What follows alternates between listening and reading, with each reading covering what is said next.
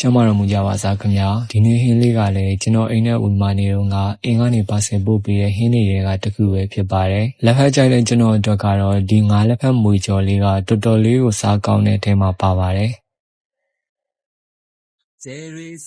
ငါးလက်ဖက်မွေကျော်လုပ်ဖို့အတွက်အရင်ဦးဆုံးငါးပြုတ်ထားပါမယ်ငါးညနေဖြောက်ဖို့အတွက်စနွေးမုတ်နဲ့ငယ်စပနွေးမုတ်နဲ့ငယ်နဲ့ငါးငံပြားရင်နဲ့ငယ်ထည့်ပါတယ်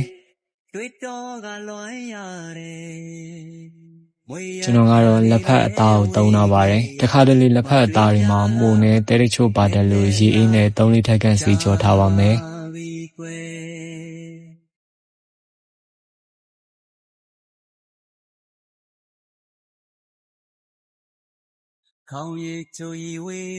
အခါရလျှော့ဖို့အတွက်ကိုတော့ရင်နွေးထဲမှာစားနဲ့ရှာလကာရင်နဲ့ငယ်ထဲကလက်ဖက်တွေကိုခဏစိမ်ထားပါမယ်ကျက်သွန်နီတအုပ်ခန့်ကိုပပလီထားပါမယ်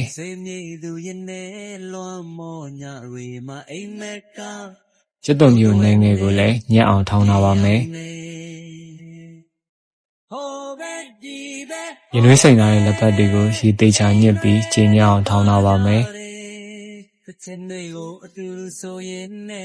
ငါ့ကိုတော့15 မိနစ်ခန့်ပြုတ်ပြီးတဲ့အခါမှာပြန်လည်ဆေးယူပြီးအယူးနှွင်ထားပါမယ်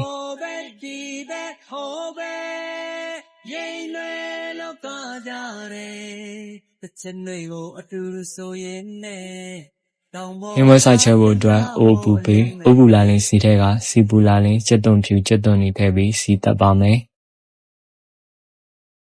ဟင်းဝဲကာလာနဲ့အနက်ရတာထူခဲ့စေဖို့အတွက်အယောင်တင်မုတ်အနေငယ်ထည့်ပါတယ်အဆက်ရတာအတွက်ကိုတော့မြုပ်တီအချမ်းမုတ်အနေငယ်ထည့်ပါတယ်လက်ဖက်ထောင်းထားတာတွေတစ်ခါတည်းထည့်ပြီးစီတက်ပေးပါမယ်တမောင်မွေပြီးတဲ့အခါငါးရုံနှွင်ထားတာထည့်ပါမယ်ပဲငံပြားကြီးကြီးနဲ့ခရုစီကတော့ optional ပါမကြိုက်ရင်ချန်ထားခဲ့လို့ရပါတယ်ငါးငံပြားကြီးနဲ့ငယ်ထည့်ပြီးငါးတွေလိမ့်သွားတဲ့အထိမီးအေးနဲ့မွေကြော်ကြော်ပေးရပါမယ်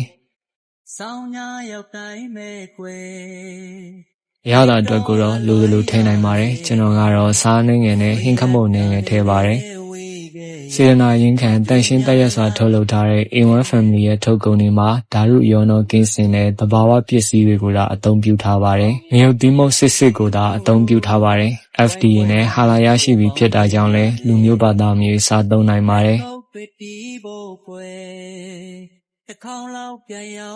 ဒါဆိုရင်တော့အနက်ရတာတကယ်ကိုထူးကဲပြည့်စုံတဲ့ငါးလက်ဖက်မွေကျော်လေးရရှိပြီဖြစ်ပါတယ်။တစ်ခါစားဖို့ရုံနဲ့ဘယ်တော့မှမမေ့နိုင်အောင်စားကောင်းတာကြောင့်တစ်ခါတော့စမ်းချက်ကြည့်ဖို့လည်းအကြံပြုလိုက်ပါတယ်။ဆုံးဖြတ်ကြည့်ရှုပေးကြတဲ့အတွက်အားလုံးကျေးဇူးတင်ပါတယ်။နောက်ဗီဒီယိုတွေမှာပြန်လည်ဆုံတွေ့ကြပါမယ်။ကျွန်တော်ကတော့စောအိုင်းစီပါ။